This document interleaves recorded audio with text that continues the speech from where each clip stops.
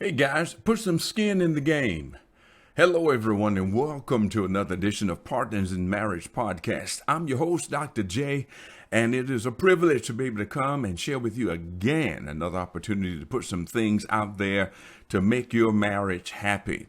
I want you to follow us. Go to our website at partnersinmarriage.com. Follow us on Facebook and every place else. We're out there doing things for happy marriages, making marriages better, talking about relationship with Jesus Christ, Christianity. Those things are making things wholesome living. That's what we're talking about now. Hey, I got to remind you, I want you to get our books. We got books that we have for sale. Partners in Marriage. We call this our Happy Marriage. I want you to get it, a Happy Marriage. And you can get it anywhere, Amazon, anywhere that brick book buildings, where they have them there. But if you get it from us at our post office box, right there, we will send you a copy. That's right. Send a copy to you, autographed with a scripture in it as well.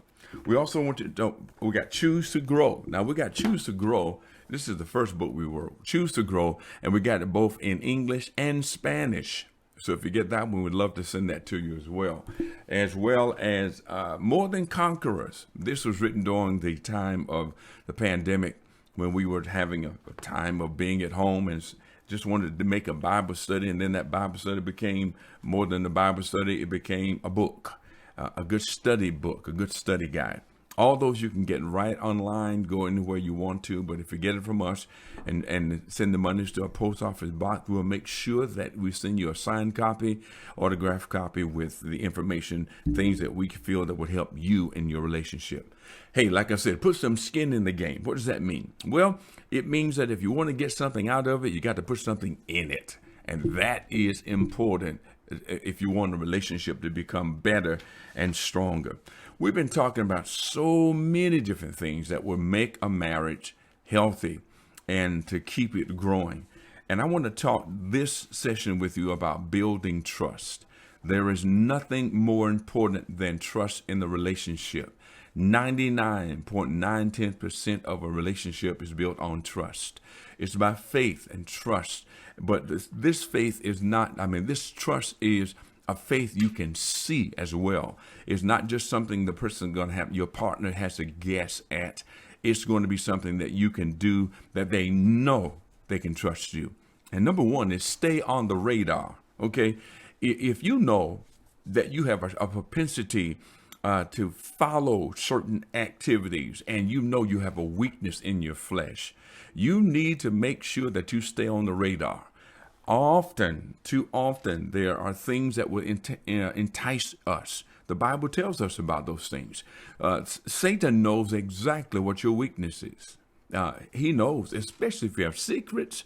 Listen, if you have secrets from people that are visible, you have to understand it's your spirit that these enemies and spirits understand and recognize where your weaknesses are. You can't be doing devil's work and don't expect the devil to tell it on you, okay? It's going to happen. So you've got to make sure that if you got secrets, get some help. Get some help.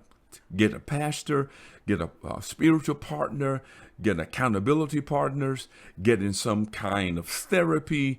Talk to somebody because it will not last long. If you don't believe it, ask David, King David. If you don't believe it, ask Samson. If you don't believe it, ask anybody in the Bible who failed. You'll find out secrets do not last long. The devil will get you out there far enough that you'll feel like you can't come back. Now, so trust, stay on the radar. I'm going to give you 3 words that are important to you. Write these down. Hold on. Are you ready? 3 words. Communicate, number 1. Number 2, communicate. Number 3, communicate. Now, the reason I'm saying it is because communicate is not just running your mouth and expecting your partner to hear you.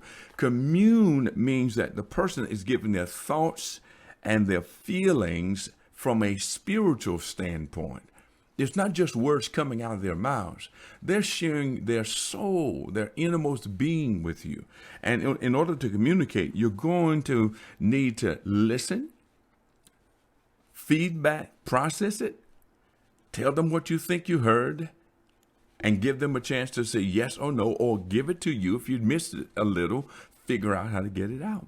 Communicate, communicate, communicate. Commune with each other. That is the key. Now, when we talk about building the trust, there's another thing that's important. The way you know I can trust you or you can trust me is how I treat your feelings in private and in public.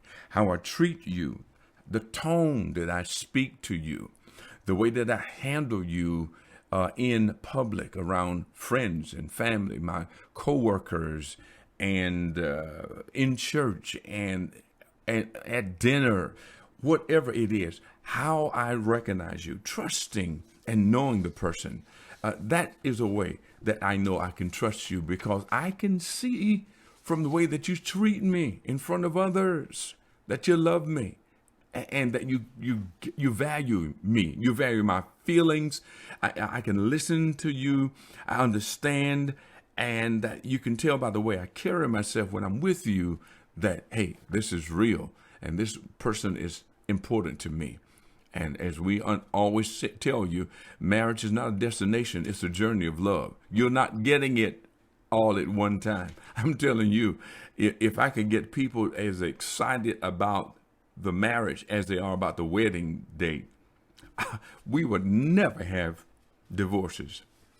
If they could stay as excited about the marriage and the roller coaster ride and the topography of marriage. When I say topography, I'm talking about hills and valleys, mountains, slope, you name it. It's all out there. And you have slalom places. You've got curves. If I can get them as excited about taking the roller coaster ride of marriage as they are about the wedding date, we would have successful marriages. But look, another thing is when you are talking to your spouse, Stephen Covey says something in his book about 7 habits of effective people. And one of them I'd like to just mention to you is win-win. You got to find a place to both of you to say, we're going to be proactive enough for both of us to win. We're not going to have a win-lose or lose-win. I'm not going to have to give up who I am in order for you to stay who you are. We're going to find a win-win. We're going to find what is your top priority, what is my top priority, and how can we brainstorm and find a way to make sure that neither of us has lost what we need to be who we are, but make something new out of our relationship. You know, if you don't know it, marriage is not like a salad, whether you're talking about tossed salad or otherwise. Tossed salads, everything in it never loses its particular flavor or basically shape unless you crush them. You know, you put walnuts in a salad, or you put lettuce in there, tomatoes and onions and bell peppers, whatever. They all taste like they did when you took them from their original location. But that's not a marriage. That is just some kind of blend. But when you have a true marriage, it's like a cake. Everything in that cake changes its flavor, gives up its shape, gives up what it was individually, and comes together collectively with a certain amount of heat in order for it to produce something different. And you can't go back. With a salad, you can always pull out the raisin, you can pull out the onions, you can pull out the whatever it is, because you can see them separately. But when you make that cake, you'll never find the eggs again. You'll never find the butter again. You'll never be able to separate the flour from the sugar again. They all come together to make something. And once you put the right amount of heat to it. So what is heat? It is really what we go through together, the experiences that we have that makes us. It's not the fact that we say we love each other. Love is the theory part of it. It's the feeling that you have in the beginning, but you really don't know what's going to happen down the road. So these experiences that you have with each other, the ups and downs, the times when you got to process, when you got to say, oh, let's take a moment, breathe, take a deep breath, and let's talk about this. What has happened? What do we need to put back? What's our priority? This is why I always want you to look at your core values. What are the 3, 4, or 5 things that you and your spouse agree to that's going to make your marriage a marriage.